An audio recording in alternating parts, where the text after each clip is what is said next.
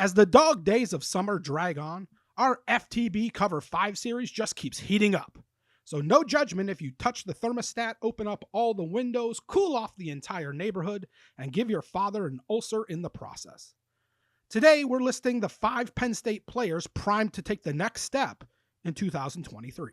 Number 5. Dani Dennis-Sutton. In a best-selling book that none of us here bothered to read, Chia-Pet-haired author Malcolm Gladwell unpacked the mysterious social phenomenon that is the tipping point.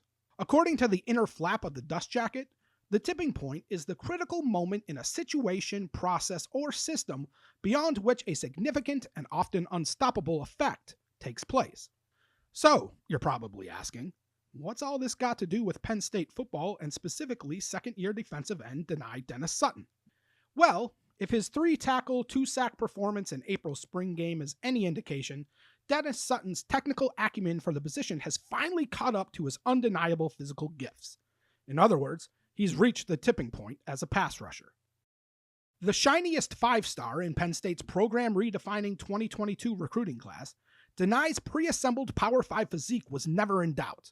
At 6'5", 253 pounds, and packing the play strength of an upperclassman, Dennis-Sutton burned his red shirt by October, but also showed that he was several turns of the Allen wrench shy from a technique standpoint of being an instant impact game destroyer. Namely, Dennis-Sutton had first step and pad level issues as a true freshman, same as he did in high school. Too often, Dani wasted precious post-snap milliseconds uncoiling his large frame upwards rather than staying low and challenging offensive tackles upfield.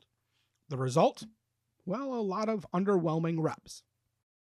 In the blue-white game, however, Dennis-Sutton consistently beat blockers at the apex of his rush, bending, flattening, and closing on the quarterback with freakish ease. Afterwards, James Franklin summed up Dennis-Sutton's positive offseason transformation perfectly when he told reporters, "I thought Dani was unblockable out there. He's going to have a big year for us." We tend to agree, Coach. Number 4. KJ Winston.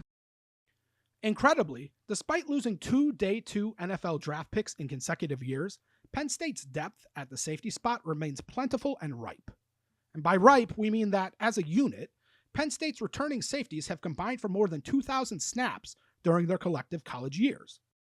And yet, despite all that experience, Manny Diaz's most tantalizing option to patch up the playmaking chasm left by the departed Jair Brown might also be the greenest option. That'd be KJ Winston. From a build/frame perspective, Santa's workshop elves couldn't have crafted a more perfect safety than Winston.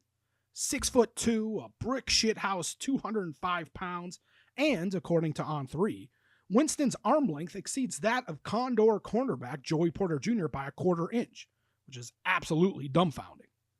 What's crazier is that Winston's physical aptitude pales in comparison to his Ken Jennings football IQ.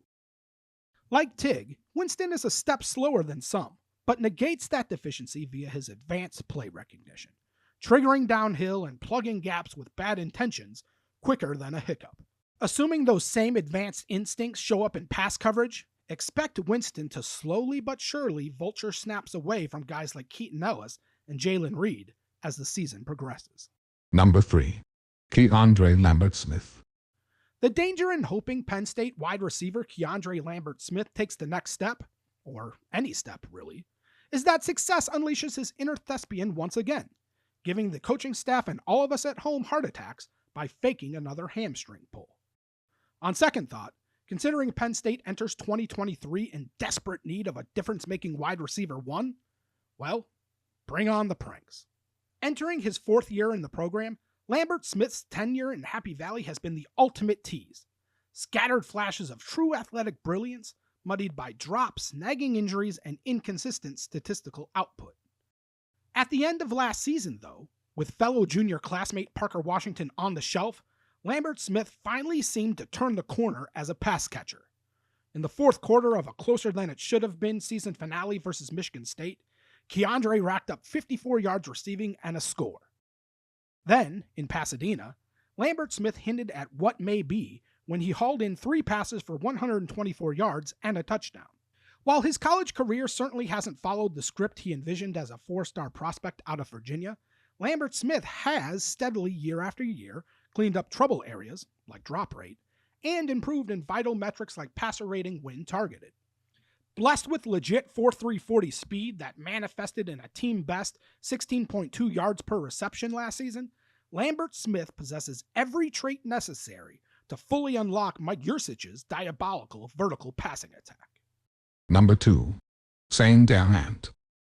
If James Franklin's delayed prognostications of greatness continue, well, sawed-off Penn State defensive tackle Zane Durant is poised to absolutely wreck opposing offenses this season.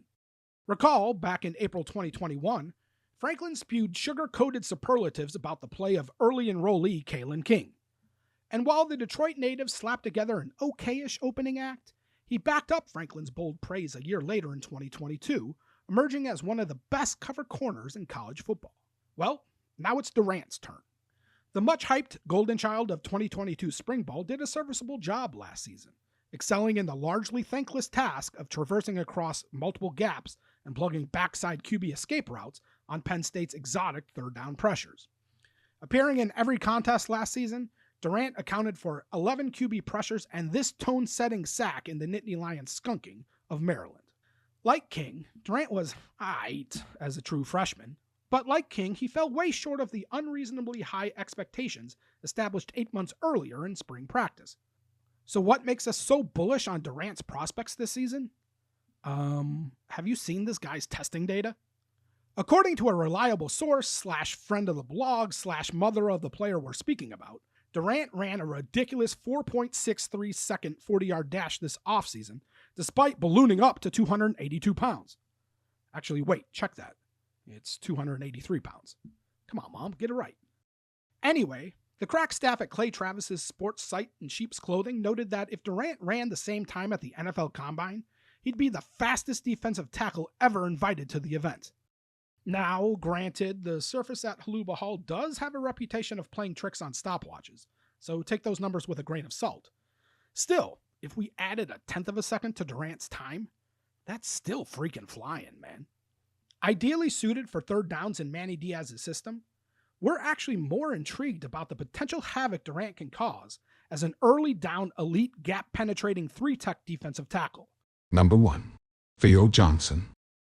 For a talented pass catcher too big for defensive backs and way too fast for linebackers, it's a bit of an upset that Penn State's Theo Johnson remains eligible for this contrived early summer content filler next step list.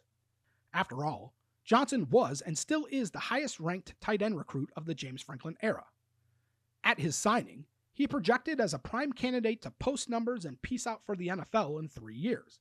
Now, entering his 4th and likely final season in blue and white, Johnson finally appears on the verge of becoming the dynamic playmaker we all thought he'd be much sooner. So what took so long? Well, unlike former teammates / countrymen Jesse Luketa, Christian Veilleux, and Jonathan Sutherland, Johnson played Canadian, not American football in high school. Ask any degenerate gambler and they'll tell you, these are two vastly different games. For instance, there's no tight end position in Canadian football, meaning concepts like lining up with his hand in the dirt and blocking were totally foreign to Johnson. It also didn't help matters that Johnson's freshman year offensive coordinator, Kirk Shiraka, never had a tight end worth targeting prior to landing the job at Penn State, and therefore had no clue how to best utilize one. Really, the same applies for current offensive coordinator Mike Yurcich, although statistics show he did finally figure it out in the second half of last season. A threat at the second and third levels of the defense, 85% of Johnson's receptions resulted in a first down, while QBs Sean Clifford and Drew Aller combined for a perfect passer rating on throws targeted for Johnson. Even more impressive, that flawless rating came with Johnson posting the greatest average depth per target of any Penn State tight end since James Franklin grabbed the reins in 2014. Last season, Yurcich detached Johnson from the line and flexed him out wide on 53.5% of passing plays. Expect that percentage to increase substantially this season. Because in Johnson, Yurcich has the best pick-your-poison deterrent against teams planning to stack the box in hopes of slowing down Penn State's run game.